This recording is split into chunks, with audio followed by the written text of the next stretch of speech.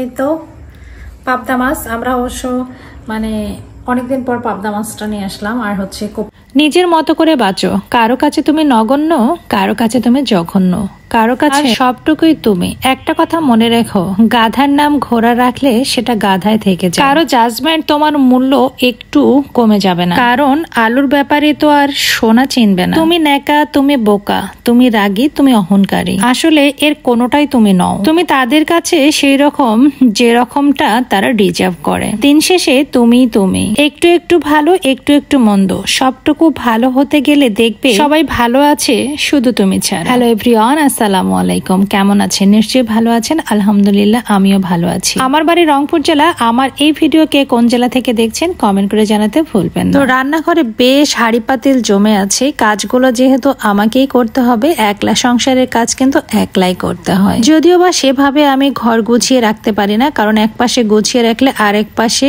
আবার এলোমেলো করে ফেলে, কারণ ছোট বাচ্চা থাকলে বাসা এলোমেলো হবে। এদিকে আপনাদের ভাইয়া কিছু পেয়ারা নিয়ে এসে দিয়েছে আমার ছেলের জন্য। আমার ছেলে কিন্তু পেয়ারা অনেক বেশি পছন্দ করে। সাধারণত ফলের আইটেম আমাদের বাসায় কলা আর পেয়ারাটাই বেশি নিয়ে আসা হয়, কারণ আমার ছেলের পেয়ারা অনেক পছন্দ, কলাটাও অনেক বেশি পছন্দ। এখন যেহেতু শীত শুরু হয়ে গেছে, তার মধ্যে আমার ছেলের জ্বর, সর্দি, কাশি সব মিলিয়ে আসলে ওকে কলা খেতে দিচ্ছি না, তো পেয়ারা কেটে দিয়েছি। দেখেন কত খুশি, আর পেয়ারাটা কিন্তু অনেক মজা ছিল। তো এদিকে আমি মাছ বের করে নিয়েছি, পাবদা মাছ নিয়ে এসেছিলাম কিন্তু কেটে রাখা হয় নাই। মাছ কাটতে কিন্তু আমার একদমই ভালো লাগে না। অনেকে আছেন যারা মাছ কাটতে পছন্দ করেন, সত্যি কথা বলতে আমার মাছ একদমই কাটতে ইচ্ছা করে না। শুধুমাত্র মাছ কাটার ভয়ে অনেক ছোট ছোট মাছ আমি খাই না। আর পাবদা মাছ কিন্তু খুব ইজিলি কেটে নেওয়া যায়। তো পাবদা মাছগুলো কেটে আজকে মরিচ পেঁয়াজ দিয়ে শুধু একটু ভুনা ভুনা করব। তো খুব সিম্পলের মধ্যে রান্না, তাড়াতাড়ি করে ফেলতে হবে, কারণ আমার ছেলের অনেক ক্ষুধা লেগেছে, বারবার বলতেছে সে ভাত খাবে। আজকের ভিডিওটা আমি একটু রেডি হয়ে করতে চেয়েছিলাম, কিন্তু আমার ছেলের অনেক ক্ষুধা লাগার কারণে তাড়াতাড়ি করে ধুয়ে রেডি করে নিলাম। আমি এই যে পাতিলটাতে রান্না করছি, এই পাতিলটার বয়স কিন্তু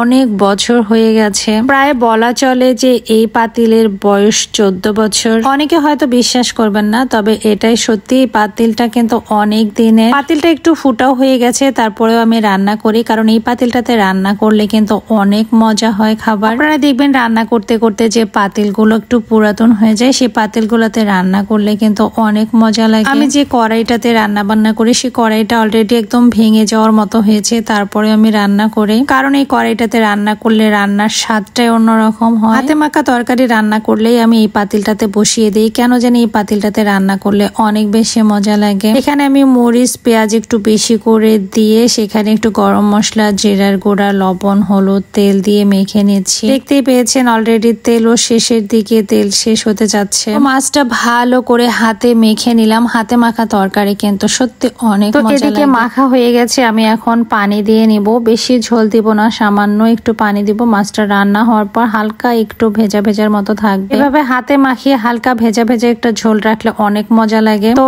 এদিকে প্রায় রান্না হয়ে আসছে, আর একটু হয়ে গেলে আমার রান্না রেডি হয়ে যাবে। তো আমি একটু তাড়াহুড়া করে রান্না করে নিচ্ছি, যেহেতু আমার ছেলের অনেক বেশি ক্ষুধা লেগেছে। ভিডিও ভালো লাগলে লাইক, কমেন্ট, শেয়ার করতে ভুলবেন না। সবাই ভালো থাকবেন, সুস্থ থাকবেন। আল্লাহ হাফেজ। কপি ভাজি, গ্রাম থেকে যে কপি নিয়ে আসছে, সেই কপি। বিসমিল্লাহির রহমানির রহিম।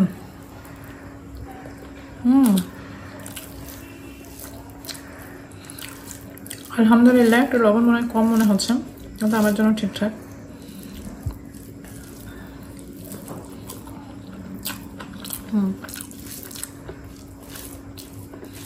মজা এসছে,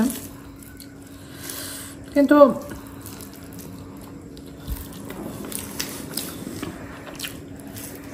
মানুষের চলাফেরা, মানুষের পোশাক দেখে কখনো কাউকে ছোট করতে যাবেন না, কারণ আপনার একটা কথাতে অনেকে মন থেকে আঘাত পেতে পারেন। জীবনে হয়তো বা সবকিছু পাবেন, কিন্তু ওই ব্যক্তিটা যতক্ষণ পর্যন্ত না ক্ষমা করে দিচ্ছে, আপনি কিন্তু ক্ষমা পাবেন না, ঠিক আছে? আর একটা মানুষ যখন আঘাত পায়, সে যতই মুখে মুখে বলুক যে হ্যাঁ আপনাকে ক্ষমা করে দিয়েছি, বাস্তবতা কিন্তু এমনটা নয়।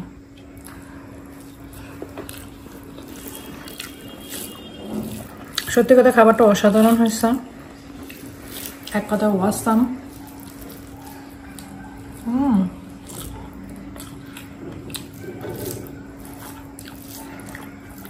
তো যাদের বাসায় পাবদা মাছ আছে পাবদা মাছ রান্না করে খান, কপি ভাজি খান, শীতের সবজি।